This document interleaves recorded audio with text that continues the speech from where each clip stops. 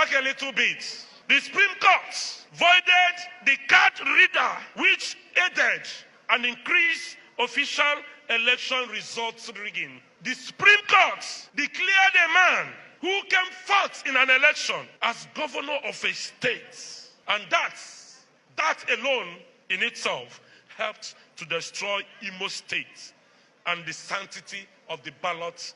The Supreme Court declared two men who never participated in senatorial election as candidates in the person of Abio and Ahmed Lawan. And Nigerians are still in shock, and that helped to destroy the credibility of the primary processes. The Supreme Court of the Federal Republic of Nigeria stated clearly that no political party can extend the timeline that have been fixed for election. In this so-called Nicodemus June 9 primary senatorial they call rerun, they didn't meet the requirement of 21 days. It was in the night, conducted in the night. If we are in a democracy, those who didn't participate in political party primaries are now being given the ticket. And this is so notorious that the Supreme Court of any country like our own is one that we lawyers literally say that it is the one that can make a man a woman and make a woman a man.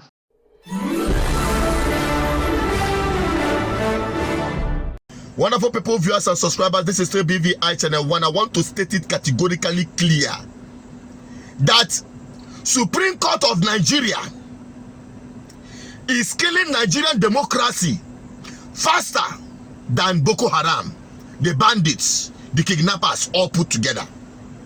The bunch of people we have at that Supreme Court, in fact, they need to be retired. Every one of them. Because these men have no honor in them.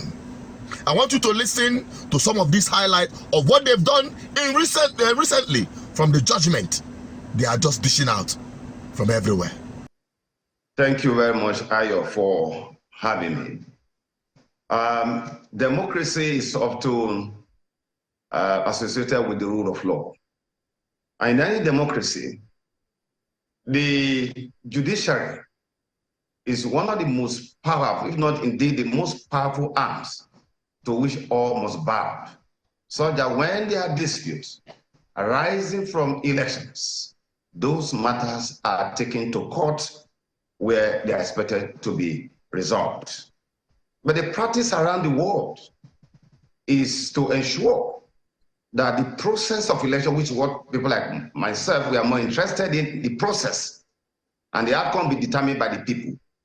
And the idea is that we must ensure that when the elections are credible, there will be no need to go to courts. Therefore, the role of the judiciary is very critical for the survival of any democracy around the world.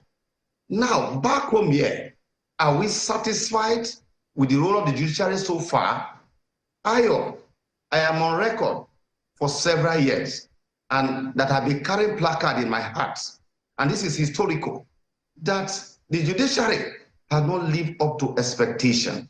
I gave people an example of what happened in the First Republic. I gave an example of what happened in 1979. I gave an example of what happened in 1983, when our own icon, Chief Obafemi Awolowo, declared, when he was asked, will you not go to the court?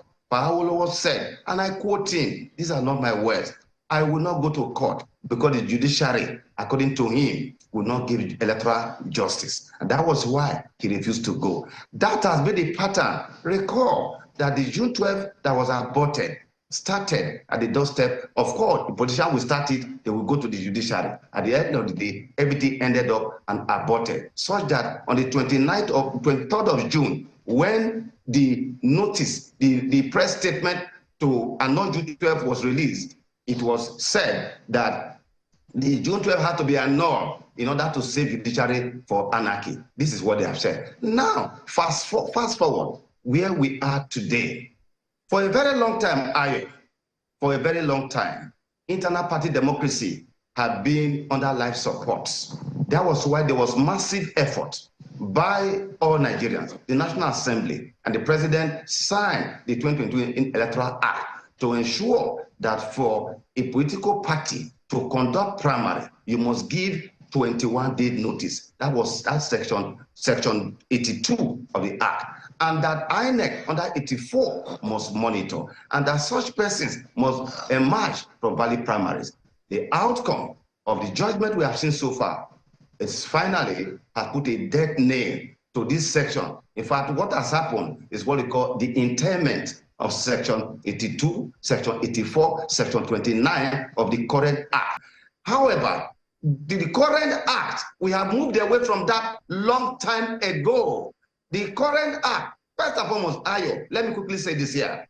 All the jurisprudence with respect to the interpretation of the repeal Act are no longer applicable with respect to the current 2022 Electoral Act.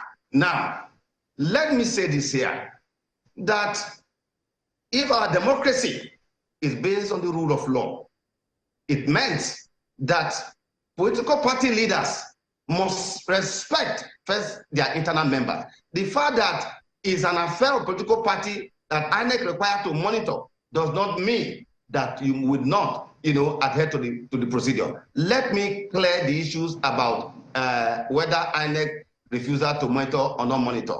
First and foremost, it should be noted that a primary election is a generic process that has the constituent elements of the following. One, you must buy a nomination form. When you buy that nomination form, you must fill it. After there's a time for closure. After the closure, there'll be a committee to screen people. The people you are referring to that the court has given ticket now, were they ever screened by any committee for senatorial elections? The answer is emphatic no. Those who were screened, their names were sent to the commission. Now, with respect to notice, section 82 is clear that you must give what you call 21 days notice. Now, Ayo, in respect of these matters that have taken Nigeria back to where we used to be before, is the fact that the primary election for senatorial was on the 27th of May. That of presidential was in June, 2 separate months that this event took place. Now, when they said they canceled the first primary, who canceled it? What was the reason for the cancellation? And when they said they want to hold another one on the 9th of June, the notice they are talking about, we were at the commission's meeting on the 8th and on the 9th. 9th was the last day on account of INEC shifting extension from on the 3rd of June to on the 9th.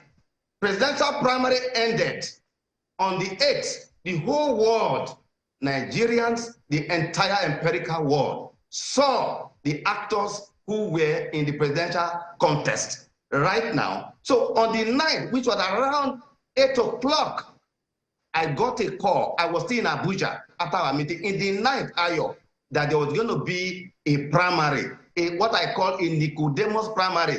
In the 9th, the question is, does that meet the requirement of 21 days notice? Because you say you have canceled the previous one. If you canceled it, you must give what they call 21 days notice of another primary that you want to conduct, which of course is not even possible, having regard to the timetable. In APC versus Carfield, the Supreme Court of the Federal Republic of Nigeria stated clearly that no political party can extend the timeline that have been fixed for election. In this so-called Nicodemus June 9 primary senatorial they call rerun, didn't meet the requirement of 21 days. It was in the night, conducted in the night. What about the other candidate? So I think that my concern, Ayo, these are clear facts known that if we are in a democracy, those who didn't participate in political party primaries are now being given the tickets.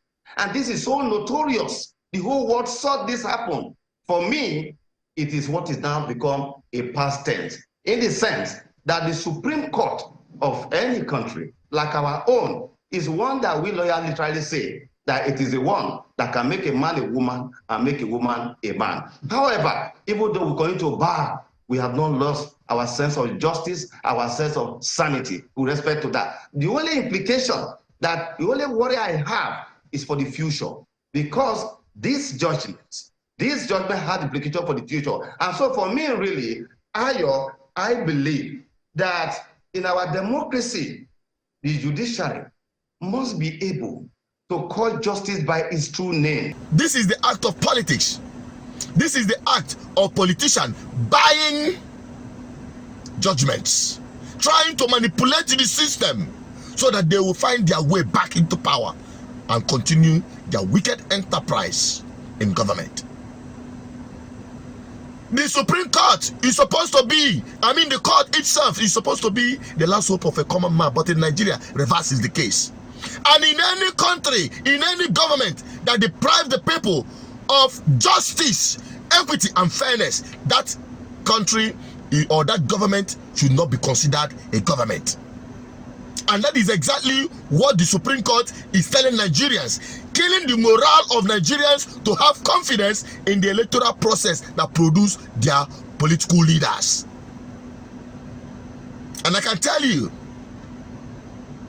this change that Nigerians are clamoring for on the platform of Labour Party with Peter Obi and Dati, I bet this will be one of the biggest achievements of Peter Obi if he eventually becomes the president. To change this system and narrative, the corruption must be fought to a standstill.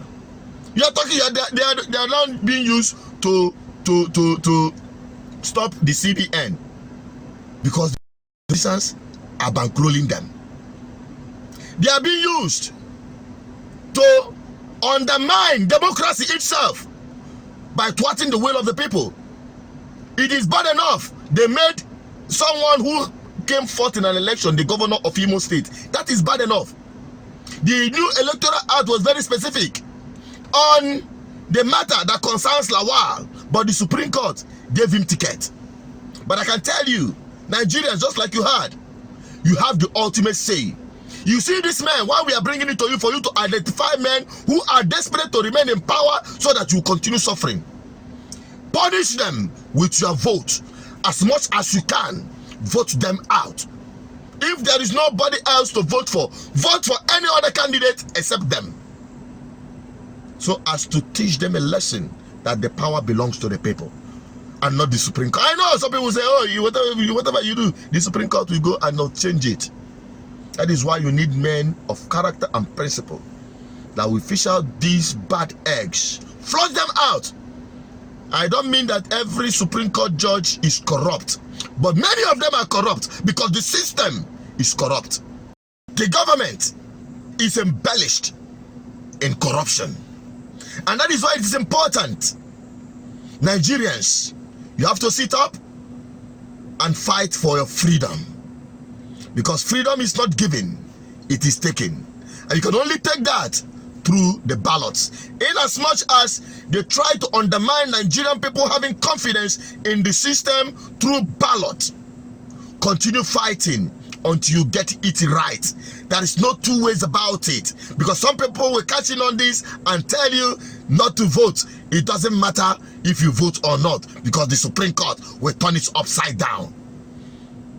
That is not the solution. Freedom is not given, it is taken. It is high time Nigerians come together and take their country back, take their lives even back. Because in a country where there is no justice, there is no life. I'm signing out. I just hope Nigerians will be waking up to this awareness. And it is important you help me share this video. Share this video to everyone. Let everyone see this and be inspired. If you've not collected your PVC, make sure you do so. Make sure you collect that your PVC. Don't allow anyone to tell you otherwise. I'm signing out on this. Please help me share this video. Subscribe if you have not. Like and share. Drop your comments. I want to have your opinion on this. Stay safe.